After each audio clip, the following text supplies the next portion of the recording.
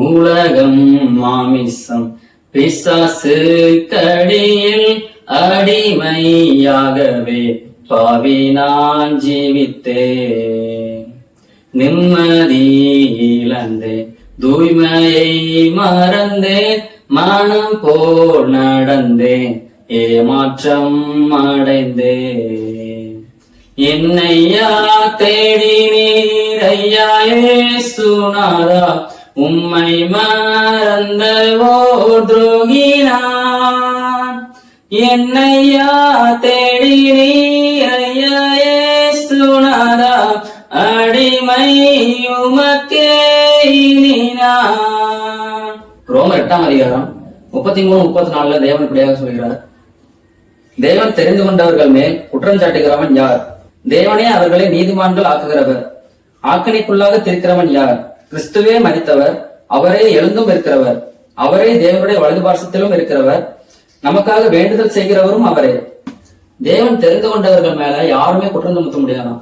ஏன் அப்படின்னா தேவனே அவர்கள் நீதிமான்களாக்குகிறாராம். எப்படி அவர்கள் நீதிமான்களாக்கிறார் அப்படின்னா, கிறிஸ்துவே மரித்தவர், அவர்களுக்காக எழுந்தவரும் அவரே, பிதாவின் வலது பாசத்தில் வீற்றிருக்கிறவரும் அவரே, அவர்களுக்காக வேண்டுதல் செய்கிறவரும் அவரே அப்படின்னு போட்டிருக்கு வேதத்துல. நம்மளுக்காக தேவன் மரித்தது மட்டும் இல்லாம நம்மளுக்காக எழுந்தும் இருக்கிறாராம். எதுக்காக எழுந்திருக்கிறார் அப்படின்னா, நம்மளுக்குள்ள பரிசுத்த ஆவியானவரை கொடுக்கறதுக்காக அவர் உயிரோட எழுந்திருக்கிறார். எழுந்தது மட்டும் இல்லாம பிதாவோட வலது பாசத்திலேயே உட்கார்ந்துருக்கிறார், நம்மளையும் அவரோட கூட உட்கார வைத்திருக்கிறார். உட்கார்ந்தது மட்டும் இல்லாம இயேசு நம்மளுக்காக பிதாவின் இடத்துல பரிந்து பேசுறாராம், நம்மளுக்காக வேண்டுதல் செய்யறாராம். என்ன அப்படின்னா, இப்போ உலகத்துல யாராவது குற்றம் சுமத்துறாங்க அப்படின்னா பிதாட்ட இயேசு வந்து சொல்வாரு, இவனுக்காக நான் மறைச்சிருக்கிறேன், ரத்த சிந்தி இருக்கிறேன், உயிர் தெளிந்திருக்கிறேன், என் ஆவியை அவனுக்குள்ள வச்சிருக்கிறேன், எப்படியாவது நான் அவனை மாத்திடுவேன், அவன் மேல யாரும் குற்றம் சுமத்தக்கூடாது அப்படிங்கறதுக்காக நம்மளுக்காக வைராக்கியம் கொண்டு நிற்பாராம். அதனால எல்லாரும் தைரியமா இருங்க.